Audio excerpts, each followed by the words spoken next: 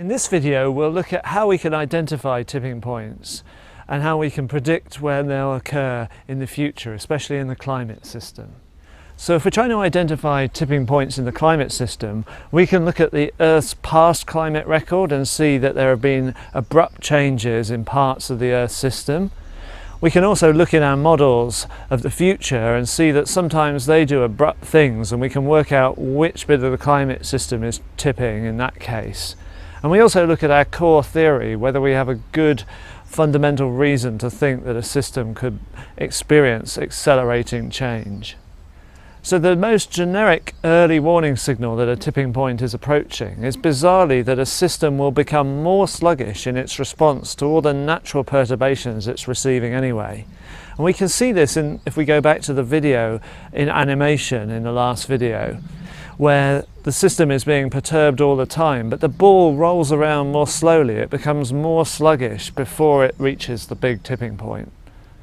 So to try and model tipping points, we try to model the whole of the climate system or the Earth system, but we make sure that we include the crucial feedbacks that can sometimes propel accelerating change, and we describe those as positive feedbacks in a mathematical sense because they amplify small perturbations. We do our best with any global modelling exercise, but we don't always predict where tipping points will be as accurately as we might.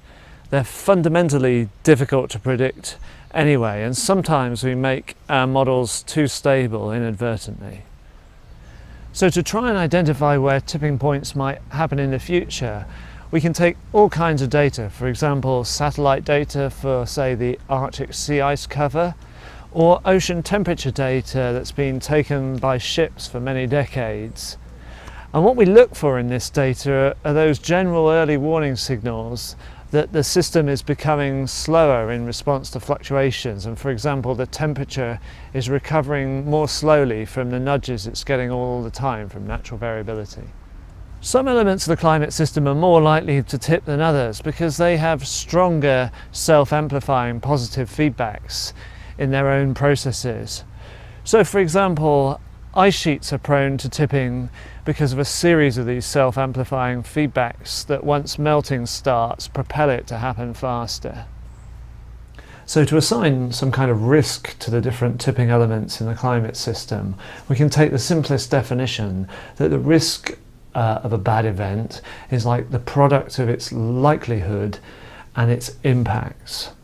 And we need to independently assess those two things, and then we can begin to draw up a kind of matrix or map of the different tipping elements and their relative risks that they pose.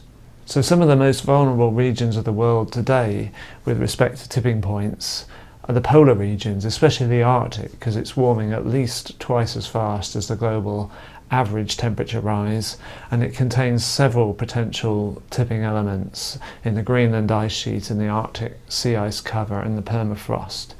On the other pole, West Antarctica and parts of the East Antarctic ice sheet are also vulnerable at relatively low levels of global warming to being tipped into irreversible change.